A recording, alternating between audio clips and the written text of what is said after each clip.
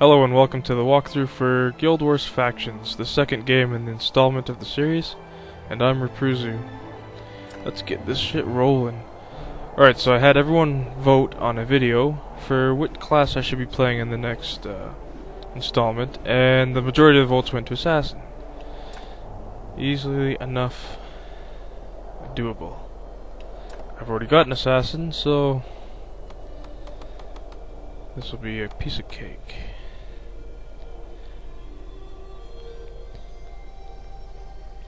I'll just let you guys know that I originally wasn't going to do this walkthrough. I'm not very fond of factions, however, I figure it must be done. The reason why I'm doing these walkthroughs is mainly because there isn't any good ones to find, at least not that I've found, or haven't found.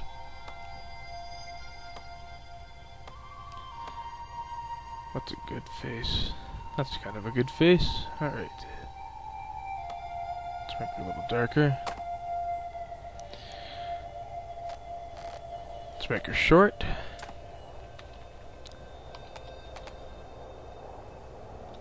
Let's call her Repruzu just for the hell of it.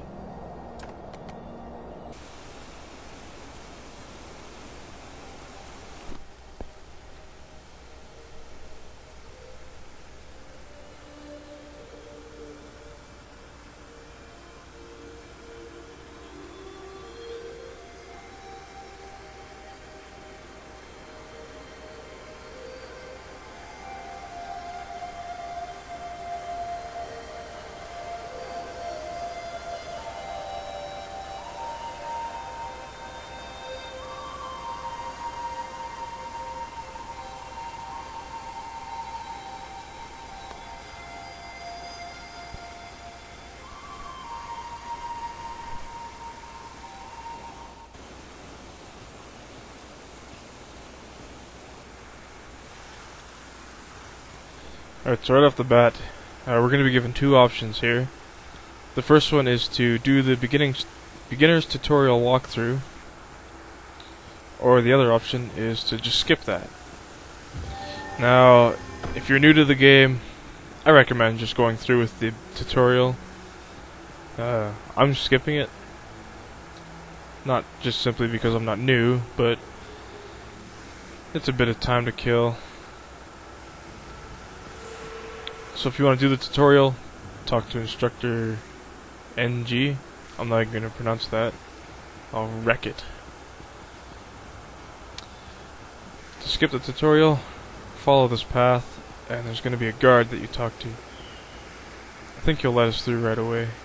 You might have to wait for Master Togo.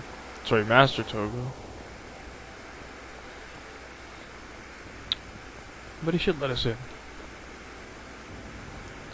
Alright, sweet.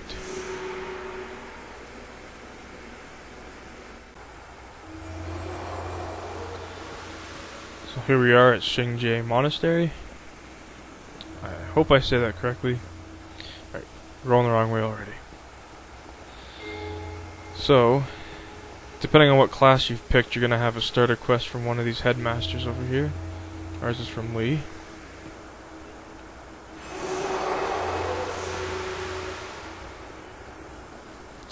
First quest, locate Jinzo. No problem.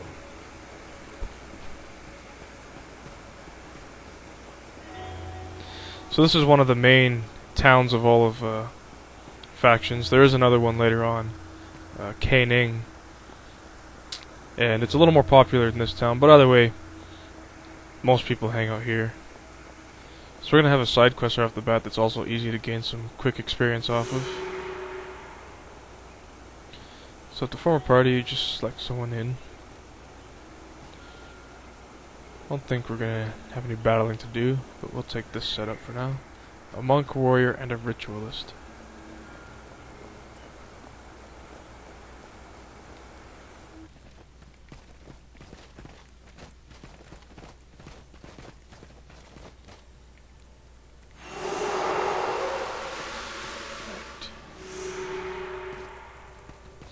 Check the map.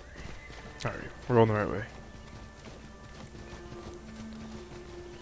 So one thing you might notice right away, you'll notice it more so if you're in-game, but the graphics for factions are definitely a lot better than in Prophecies. The draw distance is further, it's a lot smoother, has a slightly higher system requirement, but overall Guild Wars isn't pretty demanding. Yet you get quite a beautiful game for the low cost of RAM and memory. Okay, those are the same things, but bear with me here, I'm not the brightest. So there's Jinzo. All these enemies in this area are like level 0 to 2 or something. None of them will attack you unless you attack them. We don't really have a reason to attack any of them right now. So he gave us some new skills. And we got some stuff to kill right off the bat.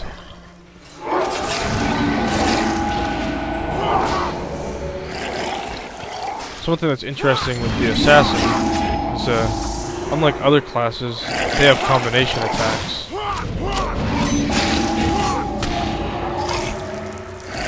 For the combo attacks, you start with a lead attack. Dancing Daggers, for example, is a lead attack. Once you've struck an enemy with that lead attack, you'll then open up offhand attacks. And there's a third one called dual attacks. Or dual hand, I believe. Which have to follow offhands. Now it might sound a little confusing, but it really doesn't take long to catch on to. Alright, so now where are we headed? Quite a far way away. So my only beef with factions is this beginning area. It's really monotonous. Like,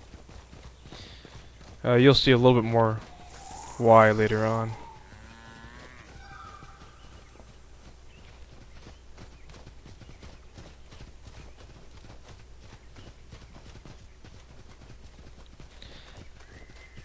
So if you can hear, they added a little bit more to the environment in terms of natural sounds.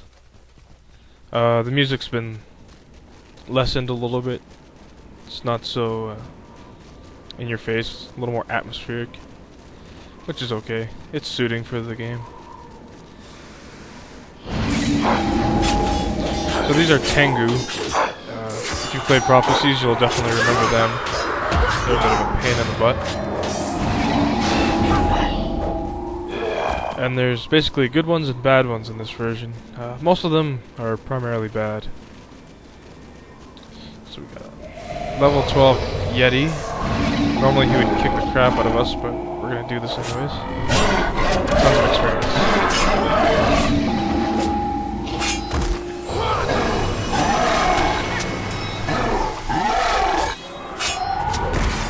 So be aware that your attacks do cost energy.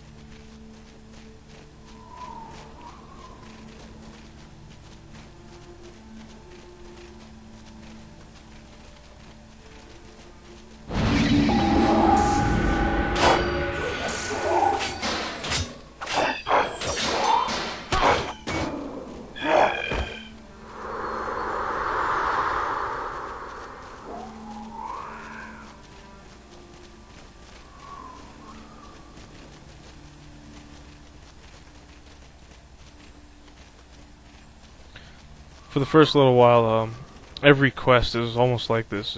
You have to run across this entire plain to come through the mountains. There's a little area through here you go. I kinda wish they had thought that out a little bit better, like maybe place a town or something up here, a little village you can just map travel to. But nope, they wanted you to run. I guess it's to make up for how quickly you level up, and you'll see that. I'll probably hit level 10 in probably about an hour, I'd say. Hour to 2 hours worth of playtime.